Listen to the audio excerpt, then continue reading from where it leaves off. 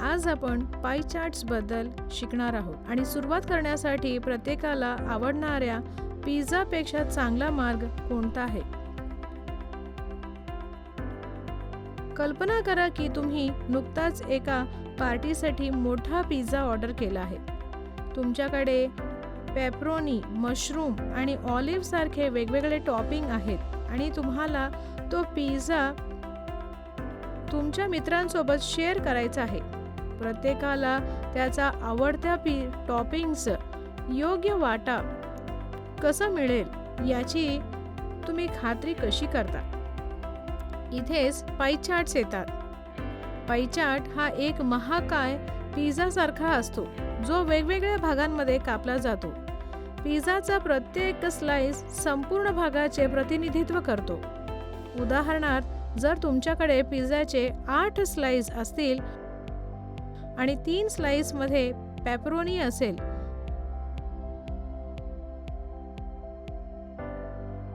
तर तुम्ही सहजपणे पाहू शकता की पेपरोनी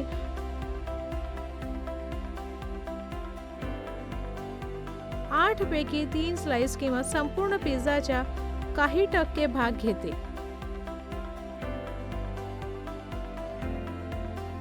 आजच्या धड्यात आपण स्वतःचे पाई चार्ट कसे तयार करायचे ते शिकू. जसे तुम्ही मित्रांसोबत शेअर करण्यासाठी पिझ्झाचे तुकडे करता, तसेच आपण डेटाचे तुकडे करून वेगवेगळे भाग संपूर्ण भागांशी कशी तुलना करतो हे पाहूया. डेटाला माहितीची स्वादिष्ट तुकड्यांमध्ये बदलण्यास तयार आहात. चला आज जाऊया. शिकण्याचे परिणाम. हा धडा पूर्ण झाल्यानंतर तुम्हाला हे कळेल. डेटावरून पाई चार्ट कसा तयार करायचा हे समजून घ्या. पाई चार्ट विभागांसाठी टक्केवारी आणि कोनांची गणना करा. पाई चार्टमध्ये दर्शविलेल्या डेटाचा प्रभावीपणे अर्थ लावा. या धड्यातील कीवर्ड: पाई चार्ट, डेटा प्रतिनिधित्व, स्लाइस, कोन, प्रमाण, टक्केवारी, खंड. डेटा सादर करण्याची आणखी एक मार्ग म्हणजे पाई चार्ट. पाई चार्ट हा आलेखाचा एक प्रकार आहे जो वर्तुळाकार आलेखात डेटा दर्शवितो. पाईचे तुकडे डेटाचे सापेक्ष आकार दर्शवितात. पाई चार्टसाठी श्रेणी आणि संख्यात्मक डेटाचा संच आवश्यक असतो. पाई चार्ट तयार करताना वर्गीकृत आणि संख्यात्मक चलांची यादी आवश्यक असते. पाय हा वाक्यांश एकूण दर्शविते, तर स्लाइस वैयक्तिक घटकांचा संदर्भ देते. पाई चार्टला वर्तुळ चार्ट असेही म्हणतात. पाई चार्ट डेटाची प्रतिनिधित्व करण्याची एक आवश्यक शैली आहे. पाई चार्ट हे विभाग आणि क्षेत्रांमध्ये विभागलेले असतात. प्रत्येक विभाग आणि क्षेत्र एकूणच्या निश्चित टक्केवारीसाठी जबाबदार असतात.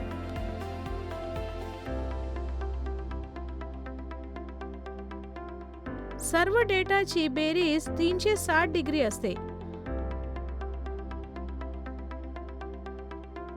पाईची एकूण किंमत नेहमीच 100% असते.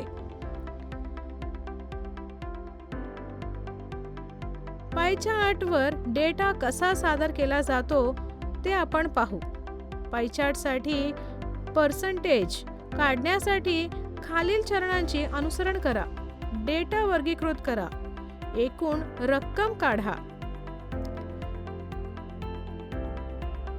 श्रेण्या विभाजित करा. टक्केवारीत रूपांतरित करा. शेवटी अंशाची गणना करा. पाई चार्ट सूत्र खालील प्रमाणे आहे. प्रत्येक राशीचा कोन = 360 डिग्रीज.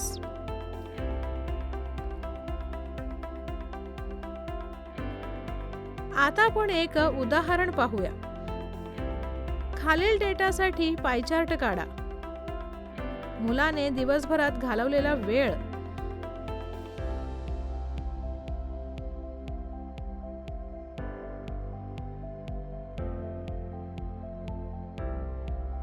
उपाय दिलेले,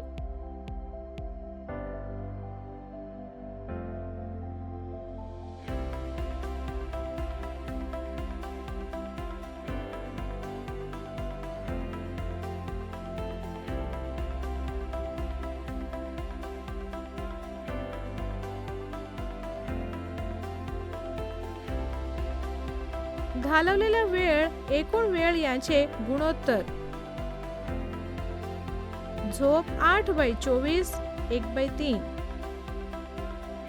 शाळा 6/24 1/4,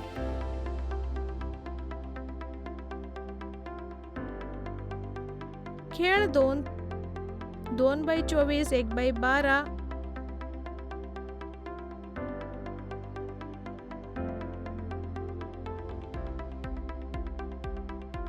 तास इतरांसाठी 8/24 1/13 1/3,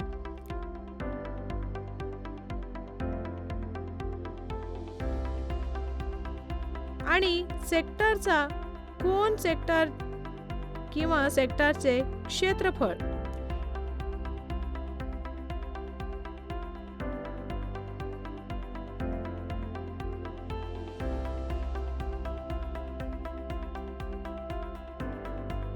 एक by 3 into 360 degree 120 degree, 1/4 into 360 degree 90 degree,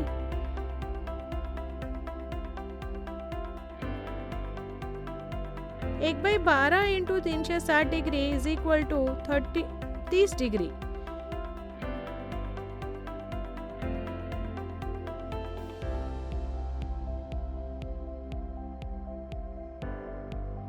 एक by 3 into 360 is equal to 120 degree.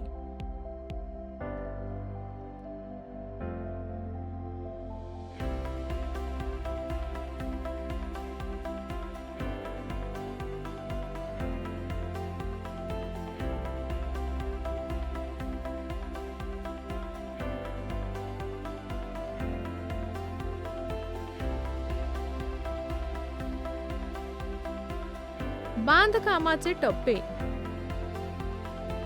कोणत्याही सोयीस्कर त्रिज्यासह वर्तुळ काढा आणि त्याचे केंद्र O चिन्हांकित करा. परिघावर कुठेतरी A बिंदू चिन्हांकित करा आणि OA ला जोडा. स्लिपसाठी सररेषेचा कोन इज इक्वल टू 120 डिग्री काढा. Angle AOB equals to 120 degrees काढा. शाळेसाठी सररेषेचा कोन 90 डिग्री काढा. Angle BOC is equal to 90 degree काढा.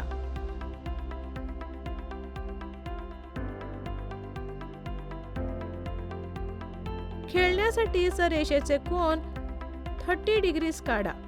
Angle COD equals to 30 degrees काढा. आता angle DOA equals to 120 degree इतरांसाठी कोन A सररेषेचे प्रतिनिधित्व करतो.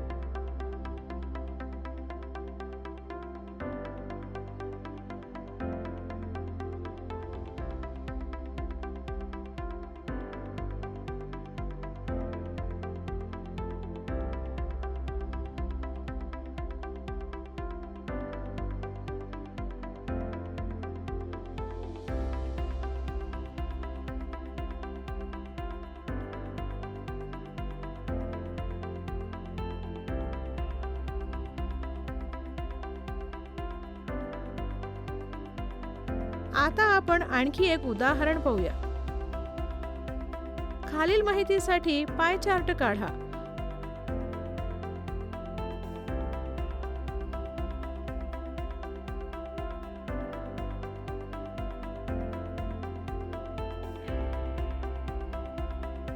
उपाय दिले.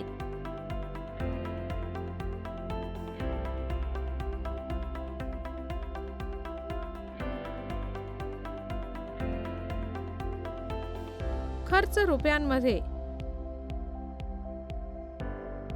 एकूण 16,200. कम खर्च रकमे आणि रकमेतील गुणोत्तर.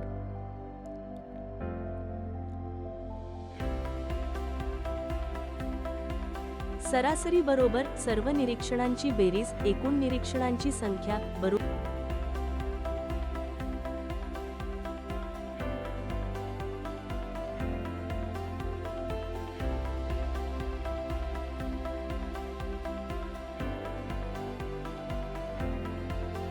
अधिक 37 7 बरोबर 218 7 बरोबर 31.14.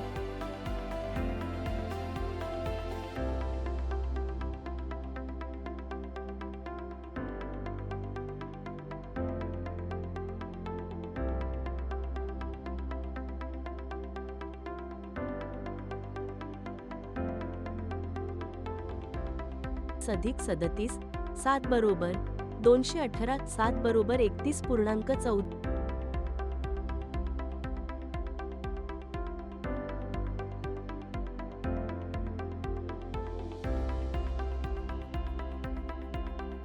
दशतांश.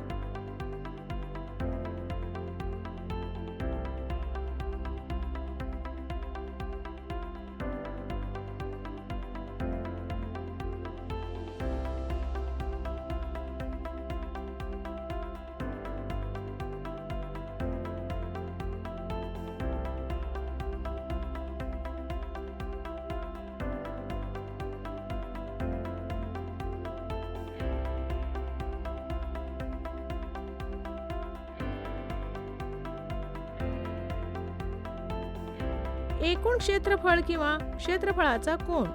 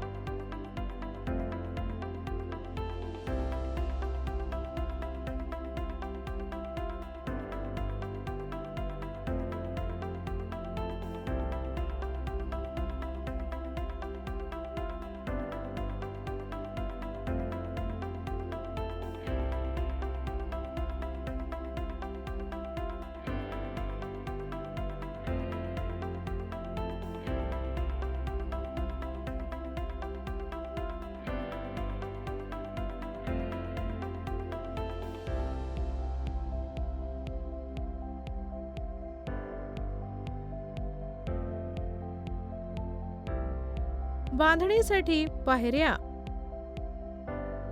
कोणत्याही सोयीस्कर त्रिज्यासह एक वर्तुळ काढा आणि त्याचे केंद्र O चिन्हांकित करा. परिघावर कुठेतरी A बिंदू चिन्हांकित करा आणि OA जोडा.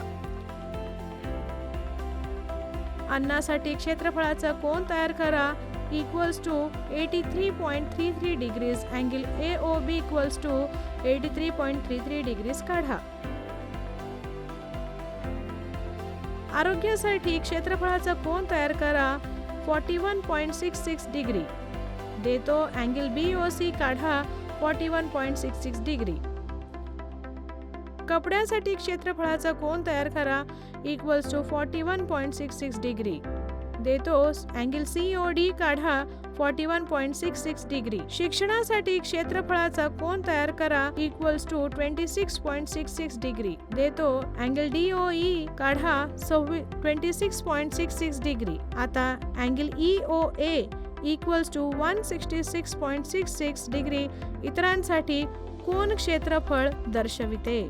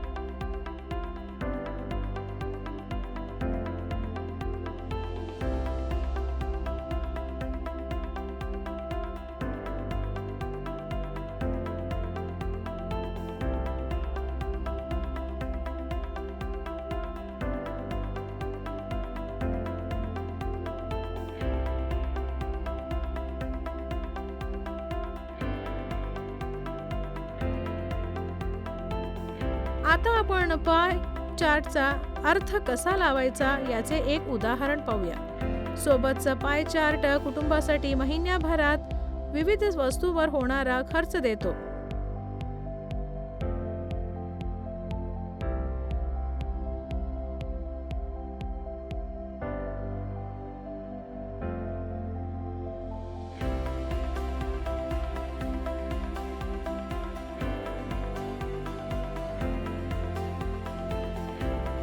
खालील प्रश्नांची उत्तरे द्या.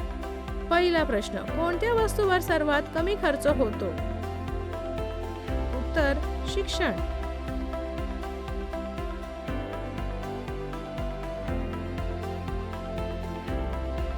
कोणत्या वस्तूवर सर्वात जास्त खर्च होतो? उत्तर, अन्न.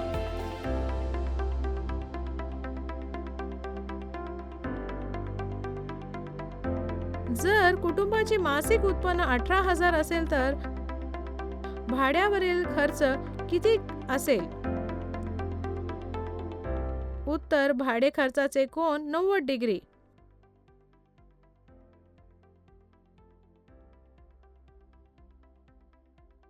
म्हणजे भाड्यावरील खर्च इक्वल्स टू इंटू, समजा प्रत्येक राशीचे कोन is equal to into 360 degree. 90 हो बरोबर x 18,360 हो.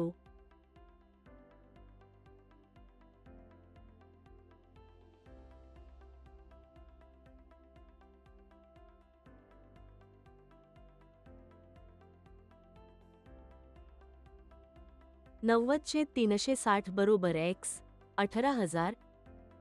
x 18,000 बरोबर 90 360. x 18,000 बरोबर 1/4. x बरोबर 18,000/4 बरोबर 4500.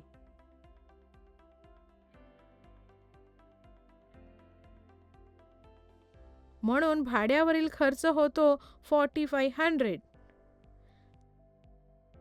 चौथा प्रश्न, जर अन्नावरील खर्च 6,000 रुपये असेल तर मुलांचा शिक्षणावरील खर्च किती असेल? उत्तर, इथे जर आपण शिक्षणाचा कोन अन्नाच्या निम्मा पाहिला तर